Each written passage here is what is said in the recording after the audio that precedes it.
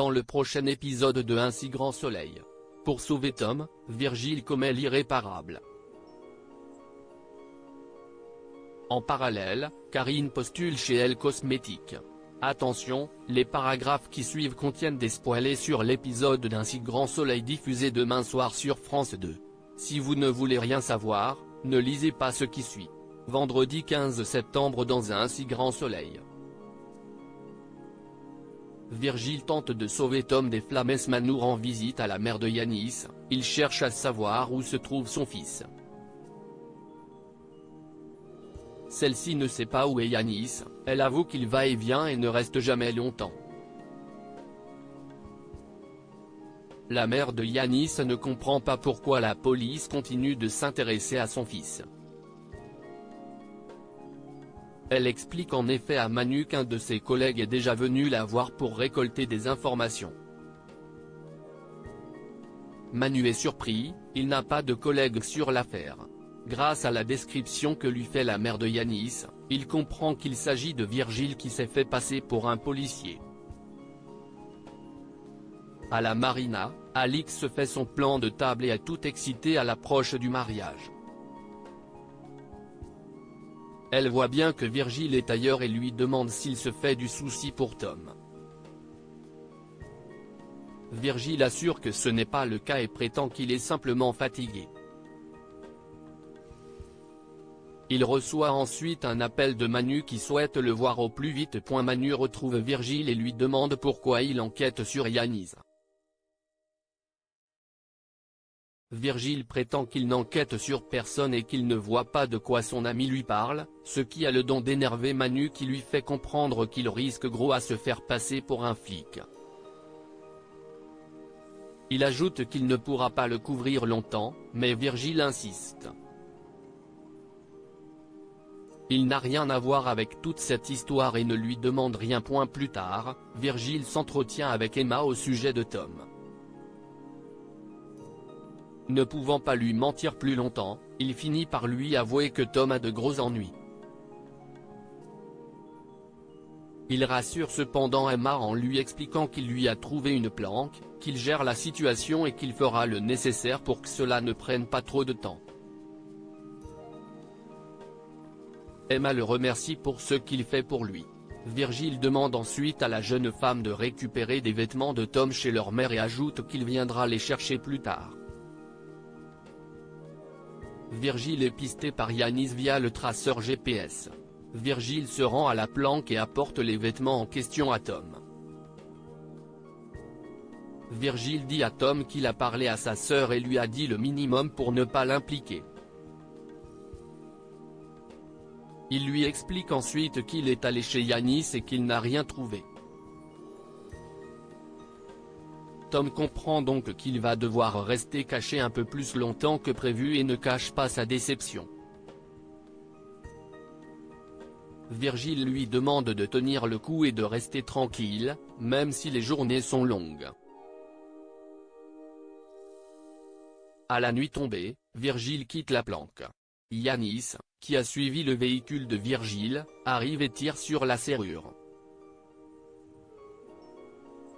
Tom l'entend et se cache. Il panique et appelle Virgile sur son portable. Il lui dit que Yanis l'a trouvé et va le tuer. Virgile le rassure, il fait demi-tour immédiatement. Virgile prend ensuite son arme. Yanis hurle sur Tom et lui demande de sortir. Il asperge le lieu d'essence et met le feu à la planque. Tandis que Tom panique, Virgile entre dans la planque et fait face à Yanis qui tire dans sa direction. Pendant ce temps, Tom étouffe et appelle Virgile à l'aide. Les tirs continuent. Virgile revoit sa fille Léa dans les flammes. Il panique, s'adosse à un mur en larmes. Le souvenir de sa fille le paralyse. Il voit Léa lui toucher le visage et lui dire qu'elle est avec lui. Virgile entend Tom l'appeler. Henrik refuse d'embaucher Karine chez Elle Cosmetics. Karine, qui est tendue et stressée, avoue à Maeva qu'elle ne dort pas bien en ce moment et qu'elle ne se sent pas bien dans son travail qui lui fait beaucoup penser à son cousin. Elle a l'impression de le voir partout.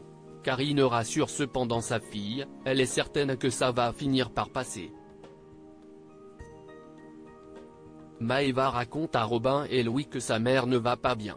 Robin suggère qu'elle change de travail. D'ailleurs, Louis avait donné le CV de Karine à sa mère mais n'a pas eu de nouvelles depuis. Il décide de la relancer. Maeva le remercie. Alerté par son fils, Léonore va voir Henrik et lui demande s'il a pu jeter un œil au CV qu'elle lui a fait passer pour le poste de magasinier. Henrik lui répond que la candidate ne correspond pas du tout au profil. Pour lui, le travail de magasinier est physique et ne correspond pas à une femme de 40 ans. Il préfère embaucher quelqu'un de plus jeune, avec de l'expérience dans ce domaine. Léonore insiste et demande à Henrik de recevoir Karine en entretien. Elle lui explique que c'est la mère d'une copine de son fils, qui a vécu des choses très difficiles et a vraiment besoin de changer de travail. Henrik estime que s'il la fait venir, il la fera déplacer pour rien. Il ne veut pas lui donner de faux espoirs puisqu'il sait très bien qu'il ne l'embauchera pas. Plus tard, Berthier et Léonore montrent à Elisabeth les bons résultats de Elle Cosmetics. Passant outre l'avis d'Henrik, Léonore parle de la candidature de Karine à Elisabeth. Lorsqu'elle comprend qu'il s'agit de la mère de famille qui a été expulsée par la foncière, Elisabeth semble rattrapée par sa culpabilité. Elle sourit et avoue que ce serait une bonne idée d'engager Karine et de féminiser le poste. Elle propose même d'en parler à Henrik et de bousculer leurs habitudes. Léonore, ravie, la remercie. Sans attendre, Elisabeth appelle Henrik et lui impose le recrutement de Karine. Henrik est agacé par la façon dont tout cela s'est fait. Il se confie à Gary qui lui fait remarquer qu'il a certainement encore le béguin pour Léonore et qu'il n'apprécie pas qu'elle soit passée par Elisabeth pour arriver à ses fins. En parallèle, Berthier confie à Léonore qu'il trouve qu'elle y est allée un peu fort en s'adressant directement à Elisabeth pour le recrutement de Karine.